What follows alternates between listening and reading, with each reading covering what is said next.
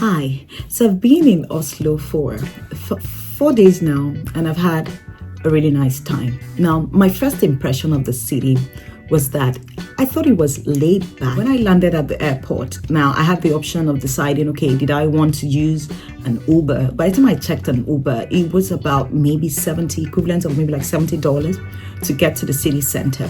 Now, what I did was that I just walked down and realized I had Googled that, and fastest way was actually to use the train. And so what I did was that I got there and then I bought a ticket for maybe about $11. And then I waited and I joined the train to the central train station. From there, I was able to use the metro to my hotel, and I really loved it. It was very easy. You just need to know what direction you're going to. If you look at the map, you need to know what direction you're going to. And of course, if you just ask Google, if you put in your start points, Google will tell you. And then where you're going to, Google will tell you how you can get there. So that's what I did.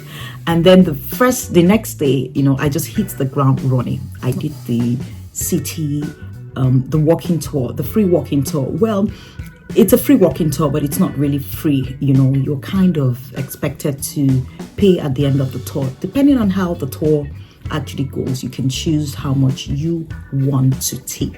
And usually a good tip would be anything between $10, $15 and up, so depending on how you feel, if you thought it was a good tour, you can give them more, just that.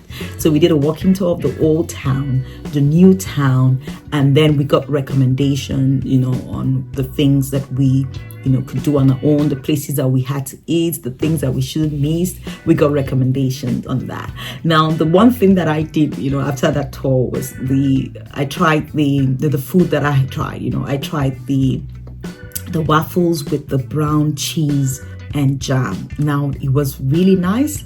I had this, and then just outside the Nobel Peace Center, the trucks of the stalls of food, so you can get like Asian, the street food. I tried that too. I went Asian, and then I wanted something really spicy, so I did the Asian food. I went island hopping. Now, I've not taken the time to pronounce this name, so I'm going to avoid pronouncing these names. But then I did the island hopping. You can take the public transportation. So once you have one ticket, you can hop on and off, once you get to the island. Now the ferry, comes around, and there's always one by the hour. So if you drop at one, you will be able to pick the next one to the destination. It was really nice because you're able to appreciate the surrounding, islands. I went island hopping, and so you're able to get a ticket here. There's an app, there's a Wooters app where you can get your ticket, and I got the ticket for about it was 44 krona, and that's about cost me maybe about £3. And I did the first stop. So what you can do is you just hop on once you've paid, and then it takes you. It's a public transportation that takes you around the islands, and then you get off each one to explore. And then they have like beaches. They have volleyball courts, like the one we went there. It's a nice place for, let's say, family picnic. There's not much happening there. It's just an open space with a really nice beach. And then I understand there's a nude beach there, so you can spend the day. We had people, like friends or family together, who played volleyball, and then they had their own barbecue stand. So that's something you can do. And then I left the first island and going to the next one. There are about 4 of them. So that's it. Oslo is it's green, it's nice, it's somewhere you can live in. The people are not so, they don't interact a lot, but they're polite. If you talk to them, they would help you, but they're not people that would go out of their way to interact with you. I just find that they keep to themselves a lot, which is okay.